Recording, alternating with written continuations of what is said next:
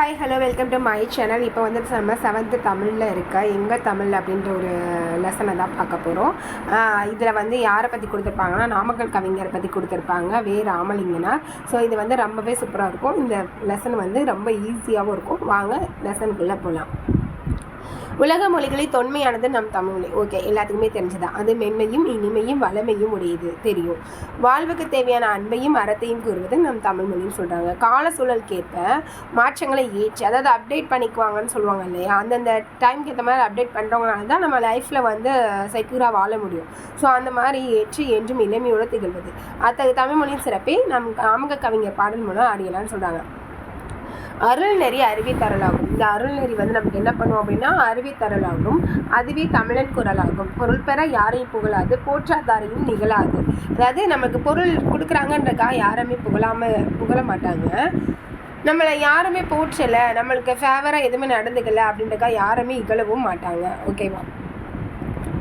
கொல்லா விரதம் குறியாக, கொல்லாமை அப்படின்றத வந்து குறியாக கொண்டு கொள்கை இன்னும் குறியாக கொல்லா விரதம் குறியாக கொள்கை பொய்யா நெறியாக, அதாவது பொய் பேசக்கூடாது அப்படின்றத பொய்யா நெறியாக கொண்டு எல்லா மனிதரும் இன்புறவே என்றும் இசைந்திடும் அன்பரமே அப்படின்னு சொல்கிறாங்க. அன்பும் அறமும் ஊக்கிவிடும், அச்சம் என்பது போக்கிவிடும், இன்பம் பொழிகிற வானொலியாம் எங்கள் தமிழினும் தேன்மொழியாம் நாமக்கல் கவிஞர் வே ராமலிங்கனார் வந்து சொல்லியிருக்காங்க.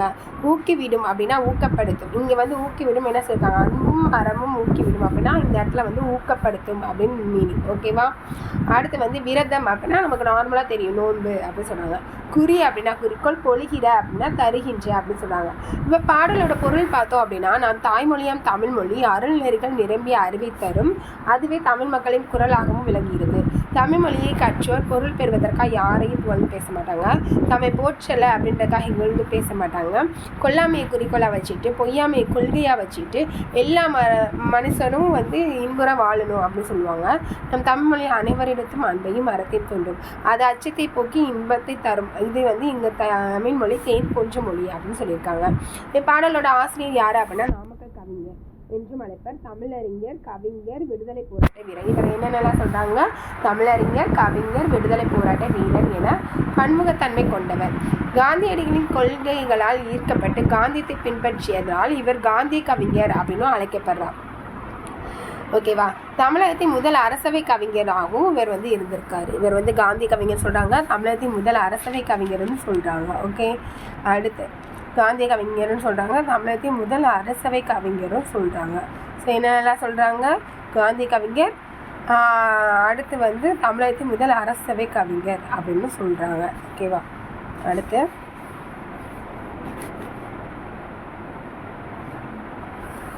இவர் எழுதின நூல்கள் பார்த்தோம் அப்படின்னா மலைக்கல்லன், நாமக்கல் கவிஞர் பாடல்கள். என்ன எழுதியிருக்காங்க அப்படின்னா மலைக்கல்லன், நாமக்கல் கவிஞர் பாடல்கள், மலைக்கல்லன், நாமக்கல் கவிஞர் பாடல்கள், என் கதை, சங்கொலி உள்ளிட்ட பல்வேறு நூல்கள் எழுதியிருக்காங்க. நாமக்கல் கவிஞர் பாடல்கள் வகுப்பில் இருந்து தான் இப்பாடல் வந்து நம்மளுக்கு கொடுத்துருக்கதா சொல்கிறாங்க. ஓகேவா? அப்போது ஓவராலாக என்ன பார்க்க போகிறோம் அப்படின்னா, இந்த இது வந்து எங்கள் தமிழ் அப்படின்னு ஆசிரியர் யார் பார்த்தோன்னா நாமக்கல் கவிஞர் வே ராமலிங்கனார். ஸோ வந்து இதில் என்ன சொல்லியிருக்காங்கன்னா அருள்நெறி அறிவித்தார்னு சொல்லியிருக்காங்க. அப்புறம் வந்து பொருள் பெறுதணும் அப்படின்றக்கா யாரையும் புகழவும் மாட்டாங்க, நம்மளை புகழலை அப்படின்றக்கா யாரையும் இகழவும் மாட்டாங்க. கொல்லா விரதம் கொடியாக, கொள்கை பொய்யா நெறியாக, அதாவது கொல்லா விரதத்தை கடைபிடிப்பாங்க, பொய் சொல்லாத வந்து நெறியாக இருப்பாங்க, எல்லா மனுஷனும் இன்பமாக வாழணும் அப்படின்னு நினைப்பாங்க, அச்சம் இல்லாமல் இருப்பாங்க, இன்ப பொழிகிற வானொலியாம் இங்கே தமிழனும் தேன்மொழியாம் அப்படின்னு சொல்லிட்டு இருக்காங்கன்னு சொல்கிறாங்க. இதில் வந்து ஊக்கிவிடும் அப்படின்னா ஊக்கப்படுத்தும், விரதம் அப்படின்னா நோன்பு, குறி அப்படின்னா குறிக்கோள், பொழிகிற அப்படின்னா தருகின்ற. நம் தாய்மொழியாம் தமிழ்மொழி அறநெறிகள் விளங்க நிரம்பிய அறிவை தருகின்றன, அதுவே தமிழ் மக்களின் குரலாகவும் விளங்குகிறது. தமிழ் மொழியை கற்றோர் பொருள் பெறுவதற்காக யாரையும் புகழவும் மாட்டாங்க, தம்மை போற்றலை அப்படின்னா இகழவும் மாட்டாங்க, கொல்லாமை குறியாக வச்சுருப்பாங்க, பொய்யாமை கொள்கையாக வச்சுருப்பாங்க, எல்லா மனுஷனும் இன்பமாக வாழணும் இருப்பாங்க. நம்ம தமிழ்மொழி வந்து அனைவரிடத்தும் அன்பும் பண்பும் அறத்தையும் தோன்றும் அப்படி சொல்கிறாங்க, அது அச்சத்தை போக்கி இன்பம் தரும். இங்கே தமிழ்மொழி தேன் போன்ற மொழி அப்படின்னு சொல்லியிருக்காங்க.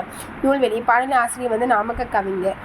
இவர் வந்து தமிழறிஞர், கவிஞர், விடுதலை போராட்ட வீரர் அப்படின்னு சொல்லிட்டு பன்முகத்தன்மை இருக்கும். காந்தியடிகளின் கொள்கைகளால் ஈர்க்கப்பட்டு காந்தியத்தை பின்பற்றியதால் இவர் வந்து காந்திய கவிஞர்னு சொல்லியிருக்காங்க. தமிழகத்தின் முதல் அரசவை கவிஞரும் சொல்லியிருக்காங்க. மலைக்கல்லன், நாமக்கல் கவிஞர் பாடல்கள், என் கதை, சங்கொலி இதெல்லாம் வந்து இவர் எழுதிய நூல்கள். இது நாமக்கல் கவிஞர் பாடல்கள் என்னும் நூல்லேருந்து இதை வந்து நமக்கு எடுத்து தரப்பட்டுள்ளது சொல்லியிருக்காங்க. அடுத்து வந்து கவிஞர் பாடல் அப்படின்னா, கத்தி இன்றி ரத்தமின்றி யுத்தம் ஒன்று வருகுது, சத்தியத்தின் நித்தியத்தை நம்பும் யாரும் சேருவீர், கண்டதில்லை கேட்டதில்லை சண்டை இந்த மாதிரி, பண்டு செய்த புண்ணியம்தான் பழித்ததே நாம் பார்த்திட அப்படின்னு சொல்லியிருக்காங்க. நெறி அப்படின்றதோட பொருள் என்ன? நெறினா அறம் நினைக்கிறேன். வாங்க, நெறி அப்படின்னா இங்கே என்ன கொடுத்துருக்காங்க? குறினா குறிக்கோள், நெறினா அறமாக தான் இருக்கும். ஓகேவா? இங்கே லைன்ஸில் கொடுத்துருப்பாங்க. நெறியாக, பொய்யா நெறியாக. அப்போ பொய்யா நெறினா என்ன சொல்லியிருக்காங்க? கொள்கை. ஓகேவா? அப்போ நெறினா கொள்கை அப்படின்னும் அர்த்தம். சரியா? சரி, நெறி அப்படின்னா கொள்கை. ஓகேவா? குரல் ஆகும், குரல் குட்டல் ஆகும், வான் குட்டல் ஒளி வானொலி. ஓகேவா? இதுதான் வந்து மேட்ரு. அடுத்து இது வந்து அவ்வளோதான். அடுத்து வந்து கவிதை பேல இன்னொன்று என்ன கொடுத்துருக்காங்க? ஒன்றில் இரண்டில். தமிழ்நாடு நிலவளமும் நீர்வளமும் மட்டுமின்றி பொருள் வளமும் அருள் வளமும் நிலஞ்சதாவாம். அதே போல் தமிழ்மொழி இலக்கிய வளமும் இலக்கண வளமும் நிறைஞ்சு தமிழக மன்னர்களும் வள்ளல்களும் கொடைத்திறன் மிக்கவளாக இருந்திருக்காங்கன்னு சொன்னாங்க. இக்கருத்துக்களை விளக்க பாடலை தான் வந்து நம்ம இப்போ பார்க்க போகிறோம். ஒன்றில் இரண்டில் தம்பி சொல்ல ஒப்புமை இல்லாத அற்புதம் தமிழ்நாட்டில், தென்றில் வரும் இனிய தேன்மனமும் கமலும் செங்கனியும் பொன்கதிரும் தந்துதவும் நன் செய்வலம், பகைவன்று திறம்பாடும் பரணி வகை செலும் வரிப்பாடல் கலமகங்கள் 8 தொகை வான்புகள் கொண்ட குரலோடு அகம்புறமும் செம்பொருள் கண்ட தமிழ்ச்சங்கு இலக்கிய பெருஞ்செல்வம், முல்லைக்கு தேர்கொடுத்தான் வேள்பாரி வான் முகிலினும் முகற்படுத்த உபகாரி, கவிச்சொல்லுக்கு தலை கொடுத்தான் அருள் மீறி, இந்த வல்லெல்லாம் குமணன் போல் வாழ்ந்தவர் வரலாறு அப்படி சொல்லிட்டு யார் சொல்லியிருக்காங்க? உடுமலை நாராயண கவி வந்து சொல்லியிருக்காங்க. என்ன சொல்லியிருக்காங்க அப்படின்னா, ஒன்றில் இரண்டில். அதோட ஆசிரியர் யார்? உடுமலை நாராயண கவி. இதில் வந்து என்ன சொல்லியிருக்காங்க அப்படின்னா, பொருள் போய் பார்ப்போம். தமிழ்நாட்டின் பெருமைகளை கூறினால் அவை ஒன்றில் இரண்டில் நிறைய இருக்குது. அதை வந்து வேறு எவற்றோடும் இணை சொல்ல முடியாத விந்தைகள் அப்படி சொல்லியிருக்காங்க. வீசும் தென்றலில் தேன்மனம் கமலுமா, இங்கே இருக்க அந்த தமிழ்நாட்டோட தென்றலில் வந்து தேன்மனம் கமலுமாம், சிவமிகு கனிகளும் பொன் போன்ற தானி கதிர்களும் விளையும் அப்படின்னு சொல்லியிருக்காங்க. தமிழ்நாட்டின் நன்சை நிலவலம் ஒன்றல்ல இரண்டல்ல பலவாகும், பகைவரை வென்றதை பாடுவது பரணி. அப்போ நமக்கு வந்து இதில் 1 வேர்ட்ஸ் வரும். பகைவரை வென்றது பாடுவது என்னது? பரணி. பகைவர் பரணி. ஓகேவா?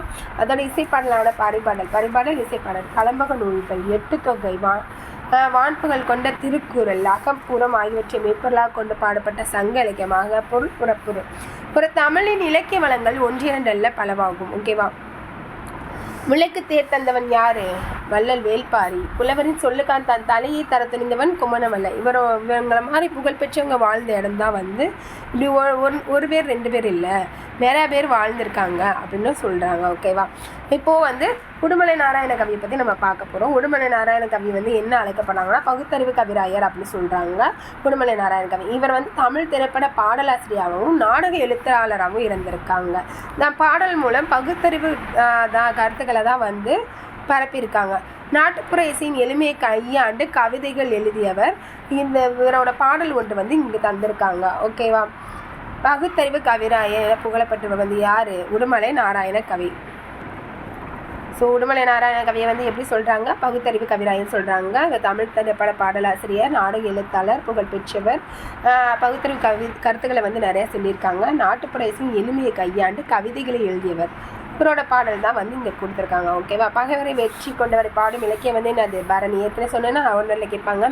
வானில் டேஸ் கூட்டம் திரண்டால் மழை பொழியும். முகில்னா என்னது? மேகம்.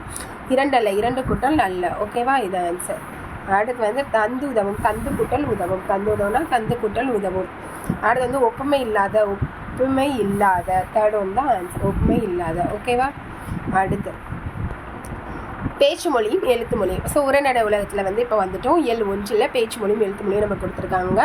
இதில் வந்து என்ன அப்படின்னா, இதுலேயுமே நம்மளுக்கு வந்து மொழியின் வடிவங்கள் வந்து எப்படி இருக்கோ, பேச்சு மொழினா என்ன, அதோட பொருள் வேறுபாடு என்ன, இது எல்லாமே வந்து இதில் வந்து சொல்லுவாங்க. வட்டார மொழினா என்னன்னு சொல்லுவாங்க. வாங்க இதுக்குள்ளே போகலாம், லேஷனுக்குள்ளே போகலாம். தமிழ் மொழியும் பழமையும் புதுமை நிறைந்த சிறந்த மொழி. ஓகேவா? இது பேச்சு மொழி, எழுத்து மொழி, இன்னும் 2 கூறுகளை கொண்டது. அப்போது 2 கூறுகள் வந்து என்னென்ன? பேசுறது, எழுதுறது. இவ் 2 கூறுகளுக்கும் இடையே ஒற்றுமை உண்டு, வேற்றுமை உண்டு. பேச்சு மொழி, எழுத்து மொழி ஆகியவற்றின் நுட்பங்களை வந்து நம்ம பார்த்துக்கலாம் சொன்னாங்க. தனது எண்ணங்களை உணர்ச்சிகளை பிறருக்கு வெளிப்படுத்துவதற்காக மனிதனாக உருவாக்கப்பட்டது தான் வந்து என்னது? இது மொழியாகும். மனிதனாக உருவாக்கப்பட்டதான் அந்த மொழி சொல்கிறாங்க. அது ஒருவர் கருத்தை மற்றவர் அறிந்து செயல்பட உதவுதுன்னு சொல்கிறாங்க. கரெக்டு. ஸோ மொழின்றது என்ன? ஒருத்தவங்க பேசுகிறது வந்து நம்ம ஈஸியாக புரிஞ்சுக்கணும், நம்மளும் திரும்பி பதில் வந்து கரெக்டாக சொல்லணும். ஓகேவா? அதை தான் வந்து மொழின்னு சொல்கிறாங்க. மொழி மூலமாகவே மனிதர்களின் சிந்தனை ஒரு தலைமுறையிலேருந்து அடுத்த தலைமுறைக்கு போகுதுன்னு சொல்கிறாங்க. மொழி இல்லை அப்படின்னா மனித சமுதாயம் இன்று அடைந்திருக்கும் முன்னேற்றத்தை வந்து இருக்கவே முடியாது. ஸோ மொழி வந்து ரொம்ப இம்பார்ட்டன்ட் சொல்கிறாங்க. தொடக்க காலத்தில் மனிதர்கள் தனித்தனி குழுக்களாக வாழ்ந்து வந்தனர். அவர்கள் தங்களுக்குள்ளும் தனித்தனியாக ஒலி குறியீடுகளை உருவாக்கி கொண்டனர். இதன் காரணமாக மொழிகள் வந்து பல தோன்றியிருக்கு அப்படின்னு சொல்கிறாங்க. மொழியின் வடிவங்கள் பார்த்தோம் அப்படின்னா வாயினால் பேசப்பட்டு பிறனால் கேட்டு உணரப்படுவது பேச்சு மொழி. இவ்வாறு பேசுவதும் கேட்பதும் மொழியின் முதல்நிலை சொல்கிறாங்க. கண்ணால் கண்டு உணருமாறு வரி வடிவமாக எழுதப்பட்டு படிக்கப்படுவது எழுத்து மொழி. இவ்வாறு எழுதப்படுவது படிக்கப்படுவது மொழியின் இரண்டாம் நிலை சொல்லுவாங்க. அப்போ முதல் நிலை வந்து என்ன அப்படின்னா வாயினால் பேசப்பட்டு பிறல் கேட்டு உணர்ந்து பேச்சு மொழியாகும். அதாவது பேசுவது, கேட்பது, திரும்பி பேசுவது. அதுதான். இப்போ நான் ஒரு விஷயம் பேசுகிறேன், அதை இன்னொருத்தவங்க கேட்குறாங்க, திரும்பி அதுக்கு ஆன்சர் பண்ணுறாங்க. இது வந்து முதல்நிலை. கண்ணால் கண்டு உணரும் மாறு. ஓகேவா? செகண்ட் நிலை அப்படின்னு பார்த்தோம் அப்படின்னா கண்ணால் கண்டு. இப்போ நான் வந்து இதை பார்த்து எக்ஸ்பிளைன் பண்ணேன் இல்லையா? ஸோ நான் இதை பார்த்து படித்து அதை வந்து சொல்கிறேன். இதுதான் வந்து எழுத்து மொழியாகும். இவ்வாறு எழுதப்படுவது படிக்கப்படுவதும் அப்படின்னா இப்போ யாரோ எழுதியிருக்காங்க அந்த புக்கு, இந்த புக்கை நான் படித்து உங்களுக்கு வந்து எக்ஸ்பிளைன் பண்ணேன். ஸோ இவ்வாறு எழுதப்படுவதும் இது பண்ணப்படுவதும் தான் என்ன சொல்கிறாங்க? மொழியோட இரண்டாம் நிலை அப்படின்னு சொல்கிறாங்க. நேரில் காண இயலாத நிலையில் செய்தி தெரிவிக்க எழுத்து மொழி உதவுகிறது. மனிதர்களின் சிந்தனை காலம் கடந்து வாழ்வதற்கும் எழுத்து மொழியே காரணமாகின்றது. ஒலி வடிவில் அமையும் பேச்சு மொழியானது உடனடி பயன்பாட்டிற்கு உரியது. வரி வடிவில் அமையும் எழுத்து மொழியானது நீண்ட கால பயன்பாட்டிற்கு உரியது. ஸோ ஓகேவா? இப்போ நம்ம பேசுகிறோம் அப்படின்னா அந்த டைம் மட்டும் தான் அது யூஸ் ஆகும். இந்த புக்கு மாதிரி எழுதியிருக்காங்க இல்லையா? ஸோ இதை நம்ம இன்னும் எத்தனை வருஷம் போனாலும் இந்த கூகுளில் எடுத்து நம்ம டவுன்லோட் பண்ணி பார்த்துக்கலாம் இல்லையா? ஸோ வந்து நீண்ட கால பயன்பாட்டுக்கு உரியது வந்து என்னது? எழுத்து மொழி அப்படின்னு சொல்கிறாங்க. உலகில் சில மொழிகள் ஓகேவா? உலகில் சில மொழிகள் பேச்சு மொழியாக மட்டுமே தான் இருக்குது. சில மொழிகள் எழுத்து மொழியாக மட்டும்தான் இருக்குது. ஆனால் தமிழ் வந்து பேச்சு, எழுத்து ஆகிய இரண்டு வடிவத்திலும் பயன்பாட்டில் உள்ளது அப்படின்னு சொல்கிறாங்க. பேச்சு மொழினா என்னென்னா மொழியின் உயிர்நாடியாக விளங்குவது பேச்சு மொழி அப்படின்னு சொன்னாங்க. பேச்சு மொழி உணர்வுகளை எளிதாக வெளிப்படுத்தும். அது கருத்தை வெளிப்படுத்துவது மட்டுமே நோக்கமாக வச்சிருக்கு. பேசப்படும் சொற்கள் மட்டுமின்றி பேசுபவரின் உடமொழி, ஒலிப்பதில் ஏற்றமை அடக்கம் ஆகியவும் பேச்சு மொழியின் சிறப்புகள் சொல்கிறாங்க. ஸோ வந்து நம்ம பேசுகிறத விட இப்போ ஸ்பீக்கர்ஸ்லாம் இருக்காங்க பார்த்தியா, பேச்சாளர்கள்லாம், அவங்களாம் இன்னும் சூப்பராக பேசுவாங்க. எந்த இடத்துல எந்த ஒரு லைனில் எப்படி நம்ம ஃபோர்ஸ் கொடுக்கணும், எப்படி உணர்ச்சிகளை கொடுக்கணும், எப்படி ஏற்றம் இறக்கங்களை கொடுக்கணும்னு சொல்லி சூப்பராக பேசுவாங்க இல்லையா? ஸோ அதை தான் வந்து சொல்கிறாங்க சிறப்பு கூறுகள் அப்படி சொல்கிறாங்க. பேச்சு மொழியில் பொருள் வேறுபாடு. பேசப்படும் சூழலை பொறுத்து பேச்சு மொழியில் பொருள் வேறுபாடு. ஓகேவா? எடுத்துக்காட்டாக குழந்தையை நல்லா கவனிங்க அப்படி சொல்லும்போது கவனி என்னும் சொல் பேணுதல் என்னும் பொருள் தரும். ஓகேவா? குழந்தையை நல்லா கவனிங்க அப்படின்னா ஸோ குழந்தைய வந்து நல்லா பார்த்துக்கோங்க, கொஞ்சம் சிக்காக இருக்காங்க, இல்லை சளி பிடிச்சிருக்கு, ஸோ குழந்தைய வந்து கொஞ்சம் நல்லா பாருங்க அப்படின்ற மாதிரி கொடுது. கவனி என்னும் சொல் பேணுதல் என்னும் பொருளை தருது. நில் கவனி செல். இந்த இடத்துல நல்லா கவனிச்சு போ. கவனி என்னும் சொல் நின்று கவனித்து செல், பார்த்து போ, கார் வரும், வண்டி வரும், பார்த்து போ அப்படின்ற மாதிரி அர்த்தம். ஓகேவா? இந்த இடத்துல என்ன சொல்கிறாங்க அப்படின்னா பாதுகாப்பு பொருள். அந்த இடத்துல வந்து பேணுதல் சொல்லிட்டாங்க, இந்த இடத்துல வந்து பாதுகாப்பு அப்படி சொல்லிட்டாங்க. அது போலவே ஒலிப்பதன் ஏற்ற இறக்கமும் பொருள் வேறுபாட்டை தர சொன்னாங்க. சொன்னேன் இல்லையா? ஒரு ஸ்பீக்கர்ஸ் பேசுனாங்க அப்படின்னா ஒரு ஏற்ற இறக்கம் இருக்கும்போது தான் அது அந்த இடத்துல என்ன சொல்ல வராங்க அப்படின்றது நமக்கு புரியும். ஓகேவா?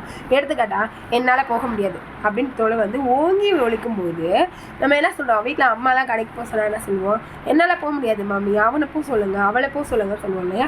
ஸோ அந்த இடத்துல நம்ம ஓங்கி ஒழிக்கும் போது என்ன இருக்கும்? மறுப்பை வந்து பொருளுது. மென்மையாக ஒழிக்கணும்னா இயலாமே சொல்லுது. இப்போ சாரிப்பா என்னால் முடியாது அப்படின்னு சொன்னோம் அப்படின்னா அந்த இடத்துல உண்மையிலே என்னால் முடியலை, எனக்கு சிக்காக இருக்குது, எனக்கு ஏதோ கால் வலிக்குது, கை வலிக்குது, தலை வலிக்குது, ஸோ ஏதோ ஒரு இஷ்யூனால என்னால் போக முடியல அப்படின்ட்டோம். இது ஹையாக அது போல் ஹை பீச்சில் ஒழிக்கும் போது என்னால் முடியாதுப்பா அப்படின்னு சொன்னோன்னு வச்சுக்கோங்க, ரொம்ப கோவமாக உண்மையிலே என்னால் முடியாது வேணும்னே சொல்கிறது, என்னால் முடியாது அப்படின்றது. ஒரு தொடரை எந்த சொல்லுக்கு அழுத்தம் கொடுக்குறோமோ அதற்கேற்ப பேச்சு மொழியில் பொருள் வேறுபடும். இப்போ எடுத்துக்காட்டாக இப்போ எந்த சொல்லுக்கு அழுத்தம் கொடுக்கணுமோ அந்த இதில் மாறுபட சொல்கிறாங்க. நான் பறவையை பார்த்தேன் அப்படின்ற சொல்லிட்டு நான் என்ன சொல்லுக்கு அழுத்தம் கொடுத்தால் பறவையை பார்த்தது யார் என்னும் வினாவுக்கு விடையாக அமையும். ஓகேவா? நான் பறவையை பார்த்தேன், அப்போ யார் பறவையை பார்த்தா? நான் பார்த்தேன் அப்படி சொல்லுவோம் இல்லையா? ஸோ யாருன்ற கொஸ்டின்ஸ்க்கு நான் அப்படின்ற ஒரு ஆன்சர் வருது இல்லையா? ஸோ இந்த வினாவாக அமையும். பறவையை என்னும் சொல்லுக்கு அழுத்தம் கொடுத்தால் நீ எதை பார்த்தாய், நான் பறவையை பார்த்தேன். பறவையை இதுக்கு வந்து அழுத்தம் கொடுத்தேன்னா நீ எதை பார்த்தாய் அப்படின்ற கொஸ்டின். நான் பறவையை பார்த்தேன். அப்போ யார் பறவையை பார்த்தா? நான் பறவையை பார்த்தேன் அப்படின்றது நான்றதுக்கு அழுத்தம் கொடுக்குறேன். ஸோ நான் பறவையை பார்த்தேன். அப்போ நீ எதை பார்த்தாய்? பறவையை பார்த்தாய் அப்படின்றதுக்கு பறவையை இந்த இடத்துல ஒரு அழுத்தம் கொடுத்தோம் அப்படின்னா அந்த இடத்துல வந்து என்ன வரும் அப்படின்னா யாரை பறவையை பார்த்தா அப்படின்ற மாதிரி வரும். ஓகேவா? பார்த்தேன் என்னும் சொல்லுக்கு அழுத்தம் கொடுத்தா நீ பறவையை என்ன செய்தாய் என்னும் வினாவுக்கு விடையாமை. ஓகேவா? நான் அப்படின்னு சொல்றேன். யார்? அப்போ யார் பறவை பார்த்தா? நான். அதே மாதிரி பறவை என்ற சொல்லுக்கு வந்து அழுத்தம் கொடுத்தா அப்படின்னா நான் எதை பார்த்தேன் அப்படின்னு. பார்த்தேன் அப்படின்ற சொல்லுக்கு இது பண்ணா நீ பறவையை என்ன செய்தாய் அப்படின்றதுக்கு இந்த மூணுக்கும் வித்தியாசம் வந்து உங்களுக்கு காமிக்கிறாங்க. ஓகேவா? இந்த இடத்துல நீங்க வேற வேர்டிங்ஸ் ஒன்றும் போட்டு உங்களுக்கு இந்த இது புரியல அப்படின்னா வேற ஒரு சொற்றொடரும் போட்டு நீங்க செஞ்சுக்கலாம். ஓகேவா? இவ்வாறு சொல்லை ஒழிப்பதில் ஏற்படும் ஏற்ற இறக்கத்தால் பொருள் வேறுபடும் என்பதே எடுத்தல், படுத்தல், நலிதல், உழைப்பில் திரும்பும் தத்தமிழ் சிறிது உளவாகும் என்னும் நன்னூல்நூற்பா வந்து சொல்றாங்க. ஸோ இந்த மாதிரி ஒரு சொல்லை ஒழிப்பதில் ஏற்ற இறக்கம் நிறைய வரும். ஸோ இதைத்தான் வந்து பொருள் இது ஏற்ற இறக்கத்தால் பொருள் வேறுபடும் என்பதை எடுத்தல், படுத்தல், நலிதல், உழைப்பில் திரும்பும் தத்தமிழ் சிறிது உளவாகும் அப்படின்னு சொல்லியிருக்காங்க. இப்போ வந்து பாக்ஸ்ல என்ன கொடுத்துருக்காங்க அப்படின்னா பேசப்படுவது கேட்கப்படுவதும் தான் உண்மையான மொழின்னு சொல்லியிருக்காங்க. அப்போ பேசப்படுவது கேட்கப்படுவது தான் உண்மையான மொழி, எழுதப்படுவது படிக்கப்படுவது அடுத்த நிலையில் வைத்து தரப்படும் மொழி அப்படின்னு சொல்லியிருக்காங்க. இவையே அன்றி வேறு வகை மொழி நிலைகளும் உண்டு அப்படின்னு சொல்லியிருக்காங்க. அது என்ன அப்படின்னா எண்ணப்படுவதும் நினைக்கப்படுவதும் கனவு காணப்படுவதும் ஆகியவை மொழியாகும் எப்படின்னு சொல்லிட்டு யார் சொல்லியிருக்காங்க அப்படின்னா மூவா வந்து சொல்லியிருக்காங்க. அப்போ என்ன சொல்லியிருக்காங்க? அடுத்த நிலை அப்படின்னு சொல்லியிருக்காங்க. ஓகேவா? அடுத்து வந்து இதை சொன்னவங்க யார் அப்படின்னா மூவா வந்து சொல்லியிருக்காங்க. இதை சொன்னவங்க யார்? மூவா. அடுத்து வந்து வட்டார மொழி நம்ம எடுத்துட்டோம் அப்படின்னா பேச்சு மொழி இடத்திற்கு இடம் மாறுபடும். ஓகேவா? மனிதர்களின் வாழ்வியலுக்கும் சூழலுக்கும் ஏற்ப மாறுபடும். இவ்வாறு மாறுபடும் ஒரே மொழியின் வெவ்வேறு வடிவங்கள் வந்து வட்டார மொழின்னு சொல்லுவாங்க. இப்போ நம்ம சில பேர் பேசுற பாஷையை வச்சு என்ன சொல்லிடுவாங்க அப்படின்னா இவங்க வந்து மதுரைக்காரவங்க, இவங்க வந்து கோயம்புத்தூர்காரவங்க. கோயம்புத்தூர்ல எப்படி பேசுவாங்கன்னா என்ன அம்மினி இப்படி பண்றீங்க அப்படி அம்மனி பேசுவாங்க. மதுரைக்காரங்கன்னா அவங்க பேசுவாங்க.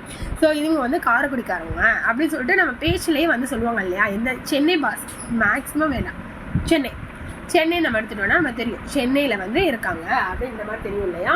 சென்னை பேசுறாங்க அப்படின்னு அதான் சொல்றாங்க. இடத்திற்கு இடம் மாறுபடும், மனிதர்களின் வாழ்வியல் சூழலுக்கு ஏற்பவும் மாறுபடும். இவ்வாறு மாறுபடும் ஒரே மொழியின் வெவ்வேறு வடிவங்களை தான் வந்து வட்டார மொழி அப்படின்னு சொல்றாங்க. எடுத்துக்காட்டா இருக்கிறது என்னும் சொல் இருக்குது, கீது அப்படின்னு சொல்லுவாங்க இல்லையா? தமிழகத்தின் ஒவ்வொரு பகுதியிலும் ஒவ்வொரு வகையான சொல்வு. இந்த வேறுபாடுகள் காரணமாகவே வட்டார வழக்குகள் தோன்றிச்சன. ஓகே, கீது அப்படின்வாங்க இல்லையா? இருக்கிறது அப்படின்னு சொல்லிட்டு ஆர்த்தீய தமிழ்ல சொல்ல மாட்டாங்க. இருக்குது இது அப்படின்ற மாதிரி சொல்றாங்க. இப்ப கிளைமொழி அப்படின்னா இப்போ ஒரு மொழியில இருந்து வர கிளைமொழி, இப்போ நம்ம ஒரு மரத்துல இருந்து வர அடுத்த பிரிவை தான் சொல்லுவோம் கிளைன்னு சொல்லுவோம் இல்லையா? அந்த மாதிரி ஒரு மொழியை பேசும் மக்கள் வெவ்வேறு இடங்களில் வாழ்வது உண்டு.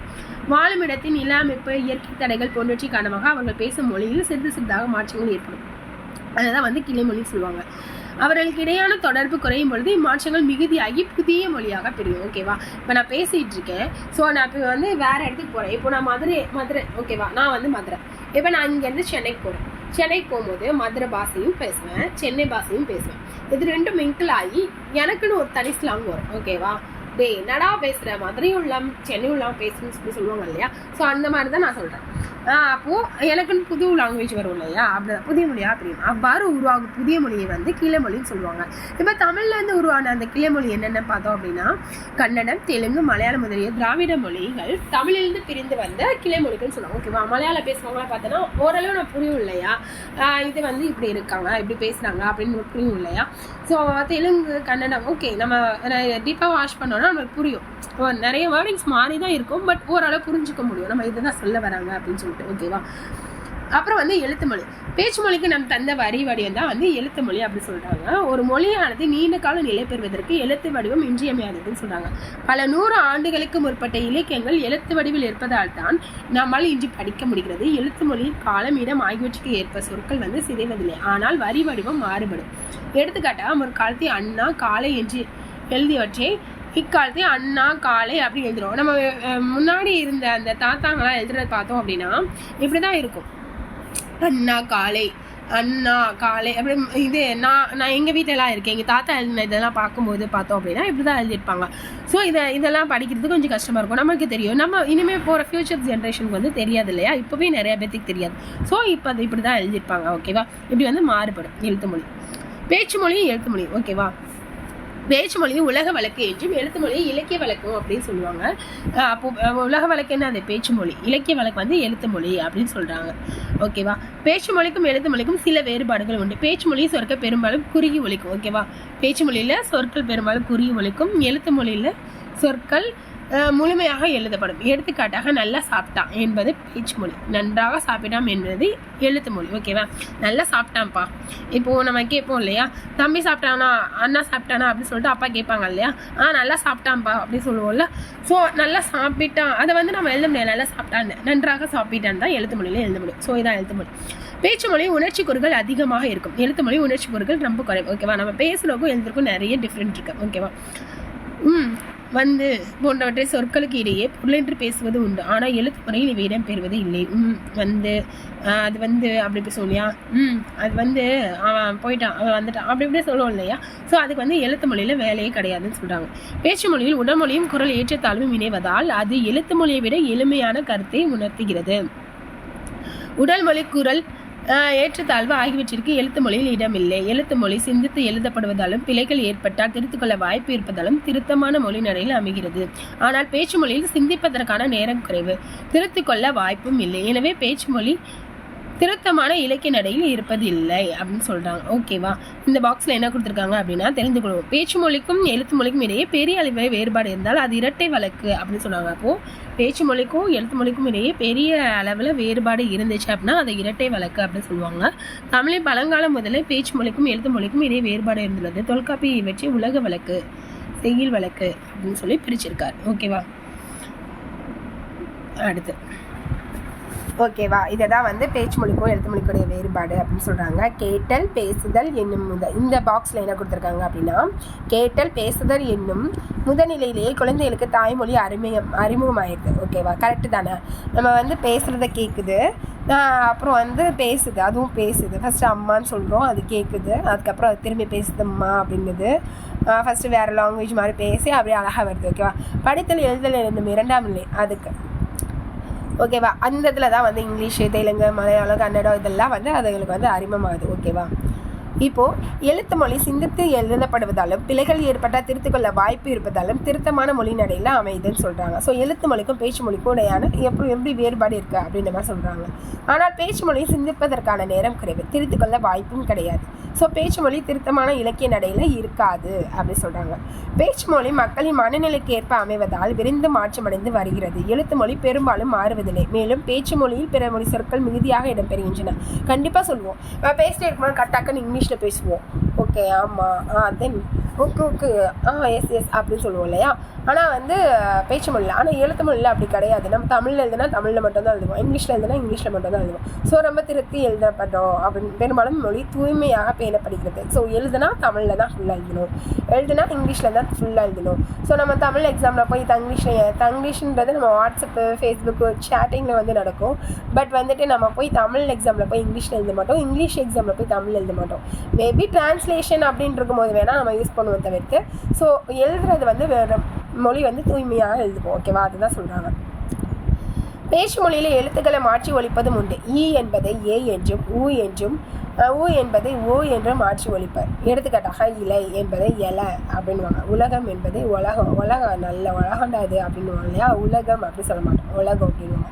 இம்மாறுபாடுகள் எழுத்து மொழியில் கிடையாது. ஒரு மொழி உயிர்ப்போடு வாழ்வதற்கும் பேச்சு மொழியும் கால கடந்து வாழ்வதற்கு எழுத்து மொழியும் தேவைப்படுகின்றது. ஓகேவா, இப்போ தமிழ் வந்து நிலைச்சு நிற்கிது அப்படின்னா பின்னாடி சைடில் பேசியிருக்காங்க, அதாவது முற்காலத்தில் வந்து பேசியிருக்காங்க. ஸோ அதை எழுதி பாதுகாத்ததுனால தான் இவ்வளோ தூரத்துக்கு வந்திருக்கு. ஸோ ஒரு மொழி உயிர்ப்போடு இருக்கு, அதாவது உயிர் வாழ்ந்துட்டுருக்கு அப்படின்னா பேச்சு மொழியும் கால கடந்து வாழ்வதற்கு எழுத்து மொழியும் ரொம்ப அவசியம் சொல்கிறாங்க. இவ்விரு வடிவங்களையும் சரியாக அறிந்து கொண்டால் தமிழ் மொழியின் நுட்பங்களை நாம் புரிந்து கொள்ள முடியும் அப்படின்னு சொல்கிறாங்க. தமிழில் பேச்சு மொழிக்கும் எழுத்து மொழிக்கும் வேறுபாடு இருக்குது. எனவே தமிழை இரட்டை வழக்கு மொழி அப்படின்னு சொல்லுவாங்க. மேடை பேச்சிலும் வானொலி தொலைக்காட்சி போன்ற ஊடகங்களும் எழுத்து மொழியாக இலக்கிய தமிழை பயன்பட்டு வந்தது. ஆனால் இக்காலத்தில் அந்நிலை பெரும்பாலும் மாறிவிட்டது. பேச்சு தமிழ் பரவலாக பயன்படுத்தப்பட்டு வருகிறது. நாளேடுகள் மற்றும் பருவ இதழ்களில் இன்றும் எழுத்து தமிழை பயன்படுத்தப்பட்டு வருகிறது. பேச்சு தமிழில் காலந்தோறும் ஏற்பட்டு வரும் மாற்றங்களை தவிர்க்க இயலாது. ஆனால் ஊடகங்களிலும் இலக்கியங்களும் திருத்தமான தமிழை பயன்படுத்த வேண்டும். அப்போதுதான் நம் தாய்மொழியை சிதையாமல் காக்க முடியும் அப்படின்னு சொல்றாங்க. இக்காலத்தில் இந்த பாக்ஸ்களை என்ன கொடுத்துருக்காங்க அப்படின்னா, இக்காலத்தில் புதிய அறிவியல் கண்டுபிடிப்புகள் மூலம் சான்றோர்களின் உரைகள் ஒளிப்பதிவு மற்றும் ஒளிப்பதிவு ஆகியவை செய்யப்படுகின்றன. இதன் காரணமாக பேச்சு மொழியும் நீண்ட காலம் நிலைத்து நிற்கும் நிலை ஏற்பட்டு உள்ளது. ஓகேவா? எளிய நடையில் தமிழ்நூல் எழுதிடவும் வேண்டும். இலக்கண நூல் புதிதாக இயற்றுதலும் வேண்டும். வெளி உலகில் சிந்தனையில் புதிதாக விளைந்துள்ள எவற்றினுக்கும் பெயர்கள் எல்லாம் கண்டு தெளிவுறுத்த படங்களோடு சுவடி எல்லாம் செய்து செந்தமிழை செழுந்தமிழாய் செய்வதும் வேண்டும். எனவே பாவன் என்பது பாவேந்தரின் ஆசை. அதன்படி நாம் செந்தமிழின் செழுந்தமிழாய் விளங்க பாடுபடுவோம். சொல்லு அப்படின்னா சொல், நில்லு அப்படின்னா நில், வந்தியா வந்தாயா, சாப்பிட்டியா சாப்பிட்டாயா. ஸோ இதெல்லாம் பேச்சு மொழி அம்மா பசிக்குது எனக்கு சோறு வேணும் அப்படி சொல்லுவோம். ஆனால் எழுத்து மொழியில் அம்மா பசிக்கிறது எனக்கு சோறு வேணும். ஓகேவா?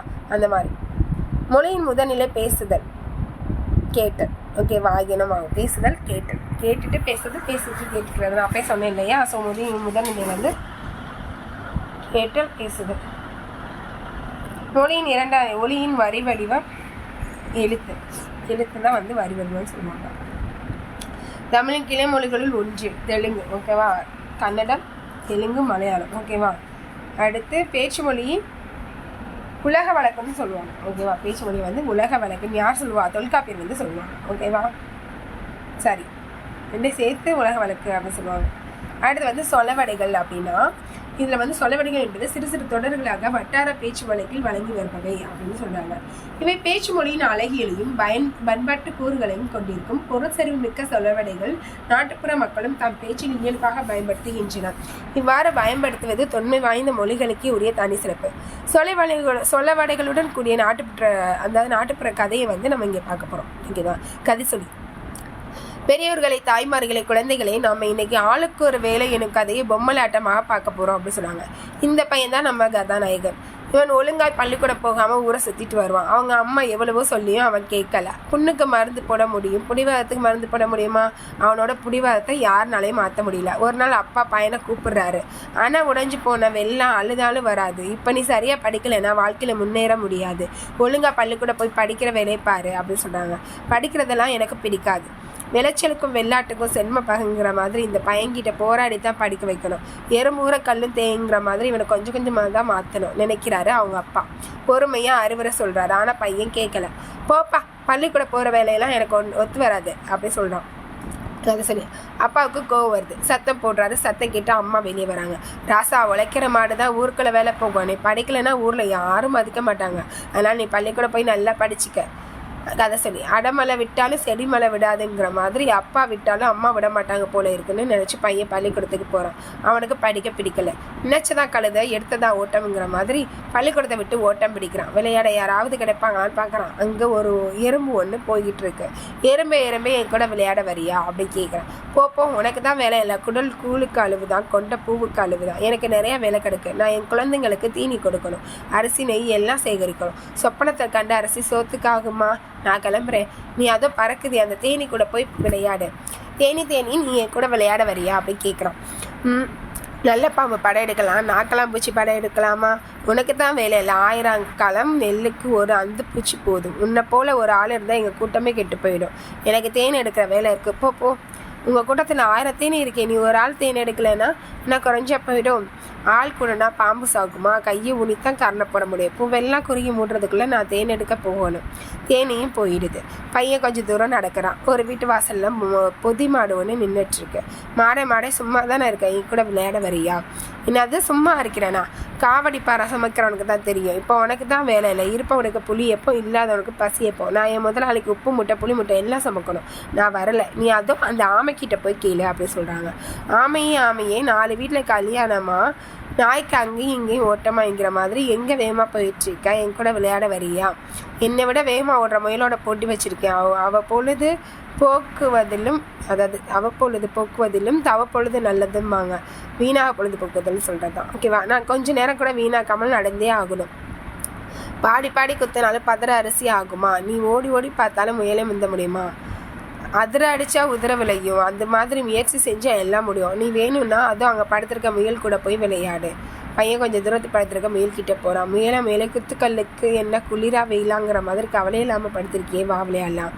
அகலி விழுந்த முதலைக்கு அதுவே சொர்க்கம்னு சொல்லுற மாதிரி நிழலில் படுத்து தூங்கினாலும் போன தடவை ஆமையிடம் தோற்று போயிட்டேன். இந்த தடவையாவது நான் முந்தி ஆகணும். அதனால் நான் வேகமாக ஓடணும். நீ வேணும்னா அதோ அங்கே இருக்கிற குட்டிச்சுவர் கூட போய் விளையாடு. அந்த பையன் கார்த்திகை மாதம் பிறையை கண்ட மாதிரி விளையாட ஆள் கிடச்சிச்சின்னு நினச்சி அந்த குட்டி சுவர் மேலே ஏறி குதிச்சு விளையாடுறான். அது ரொம்ப பழைய சுவர், மலையில் வேற ஊறி நல்லா ஊறி இருக்கு. இவன் ஏறி குதிச்சது பொல பொலன்னு இடிஞ்சு விழுந்தது. அதில் இந்த பூச்சி எறும்பு வண்டி எல்லாம் வெளியே வருது. அட பாவி, நாங்களே அதை விட்டாலும் கதி இல்லை, அப்பால் போனாலும் விதி இல்லைன்னு நினச்சி தட்டி போட்ட ரொட்டிக்கு புரட்டி போட ஆள் இல்லாமல் இருக்கோம். உனக்கு தான் வேலை இல்லைன்னா நாங்கள் பாடுபட்டு சேர்த்து வச்ச பொருளை எல்லாம் இப்படி போட்டு உடச்சிட்டியே. எறும்பு பூச்சி எல்லாம் கோபத்தோட அவன் கையில் காலில் ஏறி நறுக்கு கடிக்குதுக்கு. அள்ளுறவன் பக்கத்தில் இருந்தாலும் கிள்ளுறவன் பக்கத்தில் இருக்கக்கூடாதுன்னு அந்த பையன் வழி பொறுக்க முடியாது கத்திட்டு ஓடுறான். அம்மாவாசை ரெட்டு பெருச்சாலிக்கு போன இடமெல்லாம் வலிதாங்கிற மாதிரி காட்டிலே மேட்டிலே விழுந்து வீட்டுக்கு ஓடி வந்து சேர்றான். அம்மா ஊர் உலகத்தில் எல்லாரும் அவங்கவுங்க வேலை பார்க்குறாங்க. எறும்பு கூட சும்மா இல்லாமல் வேலை செய்யுதுங்க. எனக்கு இப்போ தான் புத்தி வந்தது. என்னோட வேலை படிக்கிறதுன்னு எனக்கு புரிஞ்சிருச்சு. இனிமேல் நானும் சும்மா இருக்காமல் ஒழுங்காக பள்ளிக்கூட போய் படிப்பேன். அது சரி. அதுக்கப்புறம் அந்த பையன் நல்லபடியாக படிக்க தொடங்குறான். ஆளுக்கு ஒரு வேலைன்னு எல்லாருக்கும் புரிய வைக்கிறான். இதோட கடை முடியுது. இது வரைக்கும் பொறுமையாக இருந்த பொம்மலாட்டம் இருந்து பார்த்தவங்களை எல்லாத்துக்கும் நன்றி. ஸோ இதில் இருக்க சொலவடிகள்லாம் கொஞ்சம் நல்லா பார்த்துக்கோங்க. ஓகேவா? அவ்வளோதான். இது வந்து குச்சிலி. இது வந்து இலக்கணத்தை வந்து தனியாக நீங்கள் ஃபுல்லாக படிங்க. ஓகேவா? ஒவ்வொரு இலக்கணம் அதாவது கரெக்டாக படிக்கணும். ஸோ ஃபஸ்ட் எழுத்து இலக்கணம் என்ன, சொல் இலக்கணம் என்ன, பொருளினா என்ன, யாப்பனா என்ன, அணினா என்ன சொல்லி எல்லாத்தையும் சேர்த்து படிக்கலாம். ஓகேவா? இலக்கணத்தை மட்டும் நான் ஸ்கிப் பண்ணிட்டு போயிட்டே இருக்கேன். ஓகே, இலக்கணம் வந்து நான் உங்களுக்கு தனியாக வீடியோ போடுறேன். ஓகேவா? இது வந்து இதில் வந்து என்னென்னா கலை சொல்ல அறிவோம். ஊடகம் அப்படின்னா மீடியா. மொழியியல் அப்படின்னா லிங்குவிஸ்டிக்ஸ். ஒளியியல் அப்படின்னா ஃபோனாலஜி. இதழியல் அப்படின்னா ஜேர்னலிசம். பருவ இதழ் மேகசைன். கும்மலாட்ட பப்பற்றை எழுத்துலக்கணம். ஆர்த்தோகிராஃபி. உரையாடல்னா டயலாக். ஓகேவா? அணி நிழல் காடு. ஓகேவா? அடுத்த லெசன் வந்து அடுத்த வீடியோவில் பார்க்கலாம். ஓகேவா? ஸோ இதுவரை பொறுமையாக்கிட்டே எல்லாத்துக்கும் நன்றி. ஸோ நெக்ஸ்ட் வீடியோ உடனே போடுறேன். தேங்க்யூ.